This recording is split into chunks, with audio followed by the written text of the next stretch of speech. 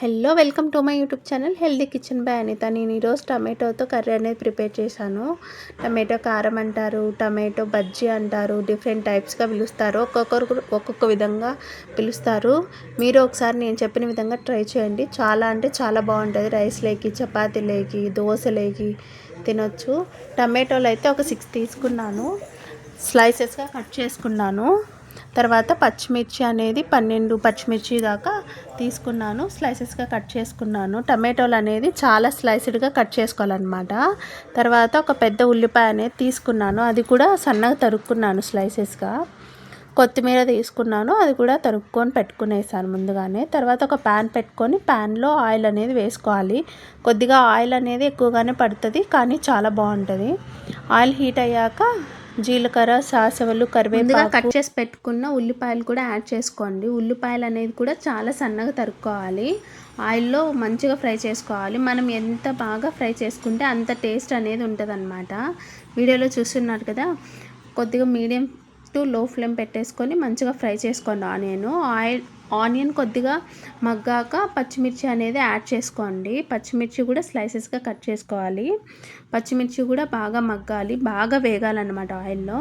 తర్వాత నేను ముందుగా కట్ చేసి పెట్టుకున్న టమాటోని అనేది యాడ్ చేసుకున్నాను. టమాటోలు అనేది మంచిగా పండిన టమాటోలు మాత్రం తీసుకోండి, చాలా బాగుంటుంది. చాలా స్లైసెస్గా కట్ చేసుకోవాలి, చాలా థిన్గా కట్ చేసుకోవాలి. వీడియోలో చూపిస్తున్న విధంగా కట్ చేసుకోండి. మీరు కూడా చూస్తున్నారు కదా, చాలా స్లైసెస్గా ఉన్నాయి. తర్వాత కొద్దిగా సాల్ట్ యాడ్ చేసుకోండి, సాల్ట్ రుచికి సరిపడా. తర్వాత కొద్దిగా పసుపు అనేది యాడ్ చేసుకోండి. పసుపు యాడ్ చేసుకున్న తర్వాత మనం కలుపుకుంటూ వేయించుకోవాలన్నమాట. బాగా కలుపుకోవాలి. హై ఫ్లేమ్లో పెట్టుకోండి కొద్దిసేపు. వాటర్ అనేది సపరేట్ అవుతాయి టమాటోస్ నుంచి, వాటర్తోనే మగ్గిపోతాయి అన్నమాట. టమాటో వాటర్తోనే, మనం సపరేట్గా వాటర్ అనేది యాడ్ చేయాల్సిన అవసరం లేదు. మీరు యాడ్ కూడా చేయొద్దు. ప్లేట్ మూసేయండి.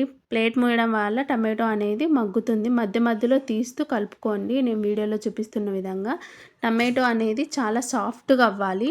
సాఫ్ట్గా అయ్యి టమాటోలో ఉండే వాటర్ మొత్తం సపరేట్ అయ్యి వాటర్ మొత్తం ఇమిరిపోవాలన్నమాట. మొత్తం వాటర్ లేకుండా టమాటో అనేది